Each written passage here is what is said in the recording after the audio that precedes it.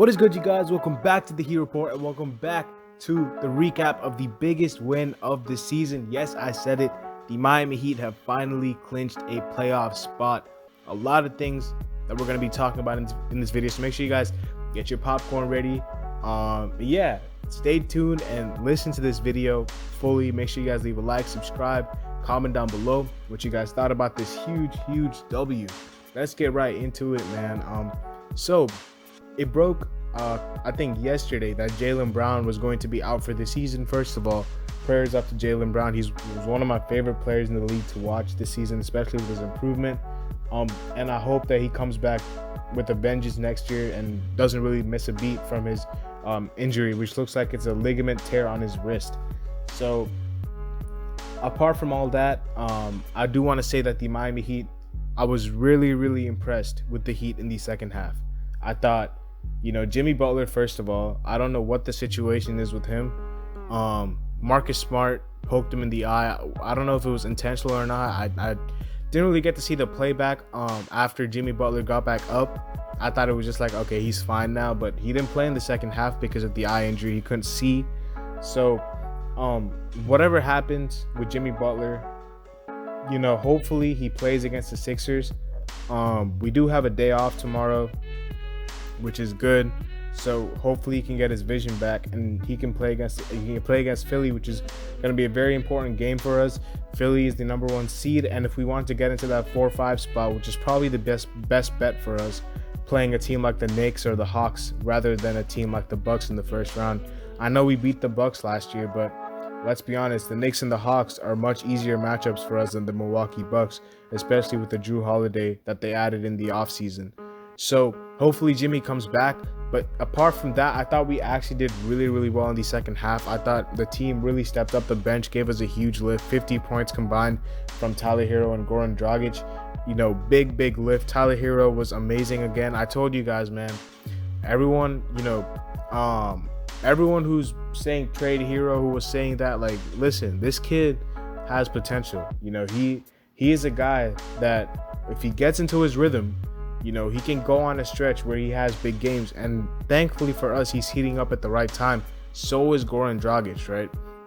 Goran Dragic was not looking like himself when he was in and out of the lineups with injuries, but when he's consistently been in the lineups in these last few games, he has been back to his original self. And Tyler Hero is slowly starting to come back to the version that he showed us in the playoffs last year. Tyler Hero is a guy with all-star potential in my eyes. So, trading a guy away like that, unless it's for a superstar, is kind of, out of the question for someone like me who really values keeping a guy with so much potential on the team. But he showed us why he's, on this team. He showed us why the coaching staff and the front office believe in him so much. He just showed us his full package tonight. It wasn't even his scoring that I was really impressed by. I thought he stepped it up from the first game on the defensive end as well. He wasn't as big of a liability. I don't even think he was that a liability at all on the defensive end tonight. Whereas in the first game, he was giving us offense in the first half, but his defense was very lackluster. So Tyler, very impressed with him. Very impressed with Duncan Robinson. In the third quarter, he kind of just did it all for us. When Jimmy was out, he drew fouls, he hit threes, he hit mid-range fadeaways, he made plays, drove into the lane and passed it to Bam for a layup, and he did everything that we needed to do and more. Duncan Robinson has never been a guy who's a shot creator or step back shooter or paint penetrator or free throw shooter. Like he's not a high volume in any of those things. He's here for shooting threes, and the fact that he did so much more just embodies how he was ready when Jimmy Butler was out. We needed someone to step up, and that was him. That third quarter run where we went up by like 20 points, or I think we ended the third quarter with like a 14-point lead. In the fourth quarter, we extended to like 21. That kind of put the game out of reach. And in the second half, we saw the full potential of this Heat team, even without Jimmy Butler, how potent it is, the offense, and even the defense. I thought we did a really good job. But yes, Tatum had 33 points, but I think we made Tatum work for those 33 points. I don't think it was like a cakewalk for him. He was getting double teamed. We're throwing so many different looks at him. We were stunting at him. We were putting him at the line. We were doing everything that we could to slow down Tatum, and it really, really threw him off, I think. I know he had 33. If you look at the box score, you're going to look at me and be like, what are you talking about? But if you watch the game, we made him work for those 33. I think the only one who we let loose was Kemba. And I think it was because when Jimmy got injured in the second half, we didn't really have anyone to put on Kemba or any good guard defender, because we had Trevor Ariza guarding Tatum. So whoever was guarding Kemba was getting picked on because they weren't the best defender. So I believe that we did a great job on Tatum, even though he had 33 points. I think we really, really made him work for those 33 points. And I thought we did a great job on the others. Evan Fournier in the first half really, really killed us. He had like 17 points, but in the second half, he didn't do that much damage at all. And apart from Tatum and Kemba, who both combined for like about 75 points, and Fournier with his 20-ish, that was basically their whole team. I don't think anyone else cracked double digits. So, yeah, I thought we did a great job on their team. The Celtics, like I said in the preview, are a very, very top-heavy team. They're a team that has, stars, that has very, very, immense talent at the forefront. But when you go down into their bench and when you go down to their depth, they don't really have those guys that we're really afraid of. Like, their bench is consistent. It has a lot of rookies and second-year players like Grant Williams and Carson Edwards and Peyton Pritchard and Aaron Nesmith, and it's not really something to be afraid of. So I thought, we can let Tatum and Kemba go off for 30 each, but if no one really is stepping up, and even like a guy like Marcus Smart, who we kind of locked up, and it's going to be tough for them to do anything. So like I said, very ISO heavy, very top heavy team, and good luck to them in the play-in, but we have officially clinched the playoff spot. Amazing news to hear that. We've clinched the playoff spot.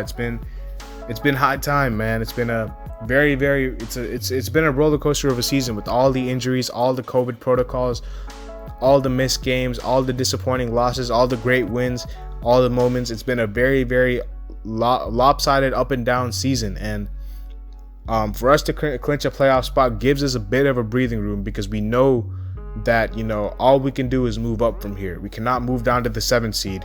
If we play our basketball, take care of business, I think the pressure off of the guys is lifted a little bit. We can enjoy these last 3 games, not coast through them, because we still want to get to that 4 or 5 spot, but we can reduce the intensity as far as our mental pressure. This was treated as a game 7 for all these guys, but I don't think the games against the Sixers and the Bucks and the Pistons are gonna feel as important as these 2 games against the Celtics, because we've already clinched the spot. The only thing we can do is move up to the 4 or 5 seed. So I think the guys will get a good, well-deserved day of rest tomorrow, and we're gonna be back at it on Thursday against the Sixers. And that's going to be a very, very interesting game. They just blew a 20-point lead and lost to the Pacers, which was very, very surprising to me.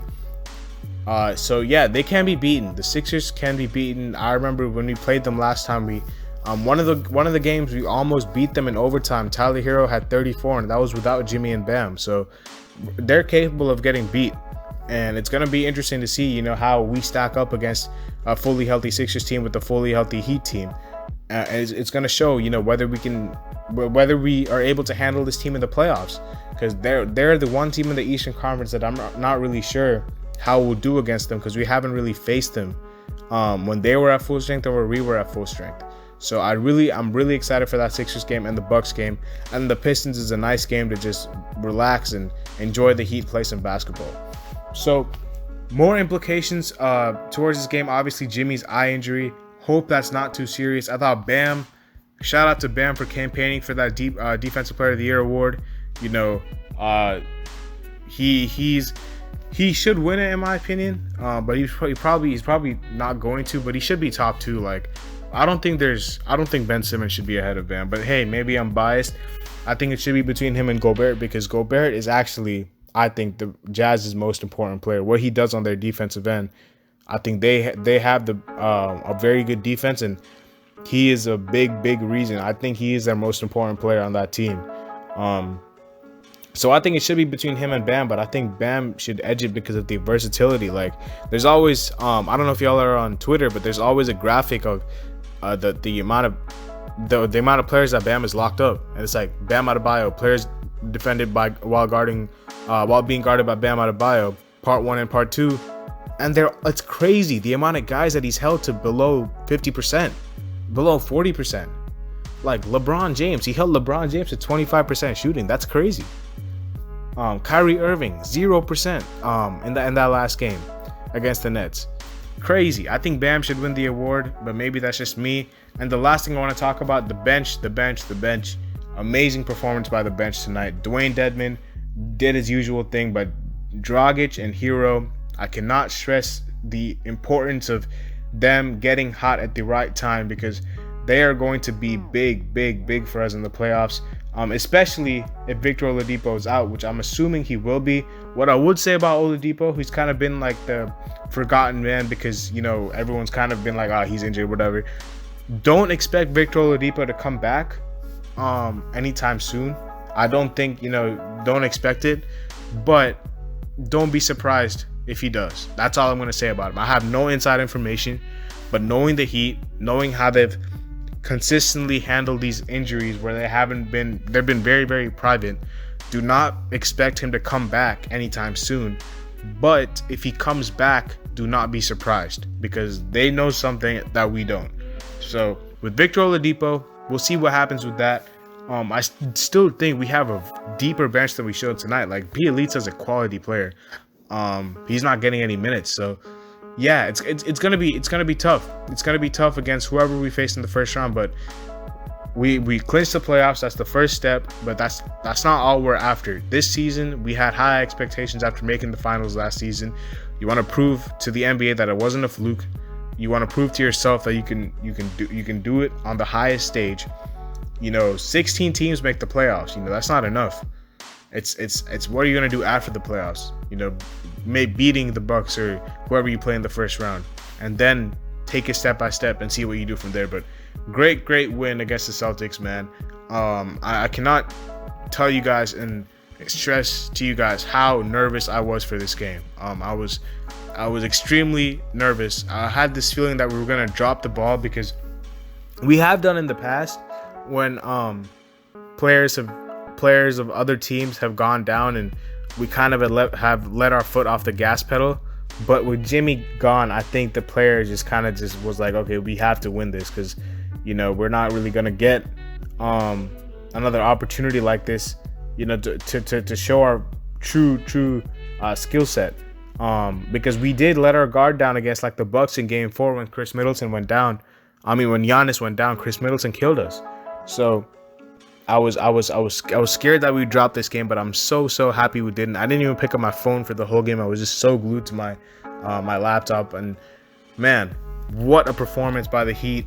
What a performance by Tyler Hero, Goran Dragic, and Bam in particular, and what a coaching display by Spoelstra. I think that's going to be it for me, guys. Make sure you guys leave a like, subscribe, comment down below what you guys thought about this game. Very big win. We'll see you guys later as always, man. Let's go Heat Nation. Peace.